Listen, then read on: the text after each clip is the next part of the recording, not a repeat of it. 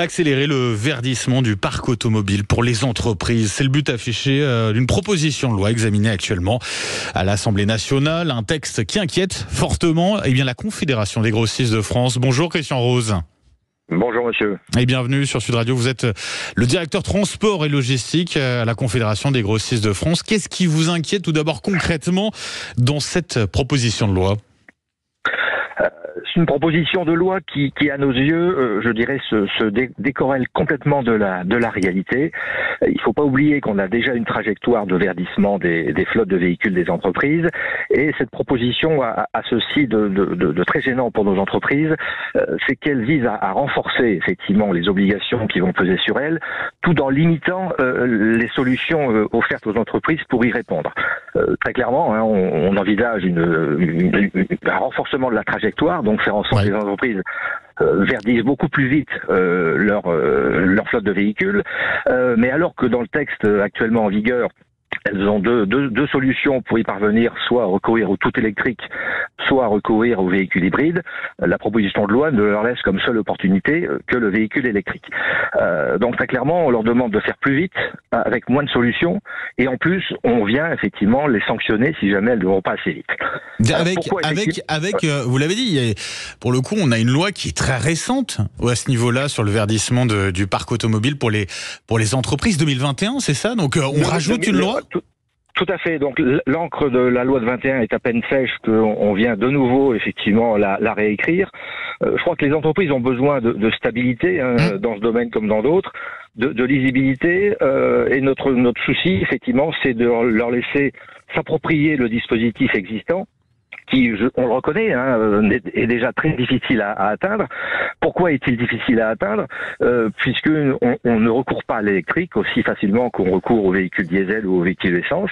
Il y a des contraintes qui sont propres aux véhicules électriques. Il y a son coût qui reste quand même assez substantiellement supérieur à celui d'un véhicule, son homologue diesel ou essence. Mais qui peut peut-être être, en l'occurrence, amorti sur le moyen long terme à ce niveau-là. Alors, il faut bien voir déjà une chose, c'est que jusqu'en février, les entreprises pouvaient bénéficier d'un bonus écologique qui venait déjà réduire la facture finale de l'achat des véhicules électriques. Oui. Ce bonus a été supprimé. Donc, je veux dire, c'est une double peine. Voilà, on renforce les contraintes, mais on supprime les aides qui pourraient aider les entreprises à atteindre ces objectifs. Alors maintenant, dans la pratique, un véhicule électrique ne peut pas avoir le même usage qu'un véhicule diesel, un véhicule essence. Il y a des contraintes qui sont Est-ce que les constructeurs aussi, on les offre, alors notamment pour les camions électriques, on en est où à ce niveau-là ? Alors là, pour l'instant, la proposition de loi ne vise que les véhicules légers et les véhicules utilitaires légers. D'accord. Très bonne. Par contre, un point positif dans cette proposition, c'est le fait de vouloir dissocier les véhicules légers des véhicules utilitaires légers. Utilitaires légers, c'est pour transport de marchandises, avec bien évidemment des contraintes économiques et opérationnelles qui sont fortes, et de l'autre côté des véhicules légers. Donc le fait de vouloir dissocier les deux types de véhicules, ça c'est plutôt quelque chose qui va dans le bon sens. Et il faut vraisemblablement encourager. Maintenant, sur votre question relative aux véhicules poids lourds, bon là c'est un débat complètement différent, avec effectivement une offre qui est en cours de construction, en cours de mise sur le marché. Il faudra encore beaucoup de temps avant d'avoir un marché complètement mature. Et pour l'électrique poids lourd, l'autre enjeu essentiel, c'est le maillage des bornes électriques sur le territoire.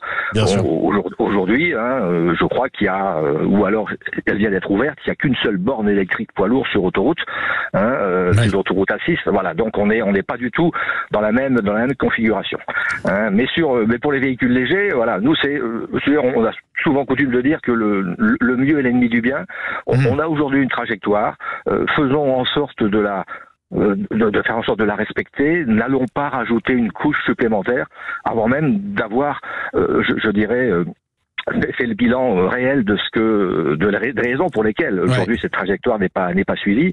On a bien entendu. Parce que l'objectif, c'est quel pourcentage justement de flotte automobile, du parc automobile en électrique, et à quel horizon ? Alors l'horizon aujourd'hui, la proposition de loi, elle fixe un objectif de pourcentage de verdissement à chaque renouvellement, mais si on part du principe que dans une entreprise un véhicule léger il est remplacé tous les 3 ou 4 ans, entre 3 et 5 ans. Hein, voilà, c'est la durée d'exploitation d'un véhicule léger. Après ça, il part sur l'occasion. On arrive quasiment à une électrification à 100%. À horizon 2030, ce qui est absolument, je dirais, inatteignable. Je veux dire, tout le monde le sait aujourd'hui. À vous entendre, Christian Rose, le tout électrique, en tout cas, n'est pas la solution. Qu'est-ce que vous avez d'autre en tête qui serait possible à mettre en place, plus réalisable peut-être? Faut savoir si l'objectif c'est de décarboner la mobilité ou de vendre des véhicules électriques. Je suis un peu brutal, hein, mais l'objectif, je crois, c'est décarboner la mobilité. C'est l'objectif de neutralité carbone à horizon 2050. Et pour décarboner la mobilité, il y a l'électrique, mais il y a aussi d'autres énergies qui sont peut-être pas totalement décarbonées en émission du réservoir à la roue, mais qui, je dirais, émettent moins de CO2 que le carburant fossile diesel ou essence. Il y a le gaz, il y a le biogaz, il y a le bioéthanol, il y a, je disais, l'électrique, il y a l'hybride, il y a le full hybride. Voilà, notre idée, nous, c'est de dire, dans l'objectif de décarbonation, il faut se fermer aucune porte. Il faut avoir un mix énergétique et laisser aux entreprises, en fonction des usages, recourir soit à l'hybride quand c'est possible, quand elles ne peuvent pas faire du 100% électrique. Celles qui font du 100% électrique, elles le font. Hein. Les véhicules légers sont utilisés dans les entreprises par les commerciaux, dans le secteur d'activité. Le secteur des commerces de gros, c'est un peu plus de 200 000 véhicules légers. Ce sont des véhicules qui sont utilisés par des commerciaux, qui ont des tournées, pour certains des tournées urbaines, d'autres des tournées interurbaines, d'autres des tournées interrégionales. Oui. Donc très clairement, on peut pas affecter le même véhicule, on peut pas affecter toujours un véhicule électrique au même type de tournée. Voilà, il faut absolument qu'on se donne de la souplesse, de la marge de manœuvre, et nous c'est le message qu'on cherche à faire passer. Et il est passé ce matin sur Sud Radio, Christian Rose. Merci d'avoir été avec nous. Je rappelle, vous êtes directeur transport et logistique à la Confédération des grossistes de France. Sud Radio, 6h44, on revient dans un instant, Maxime Trouleau, avec une porteuse de la flamme olympique un peu différente, on va dire un peu originale. Il nous explique tout cela dans un instant. Et puis on va parler aussi du risque de cyberattaque pour les entreprises dans le privé. À tout de suite.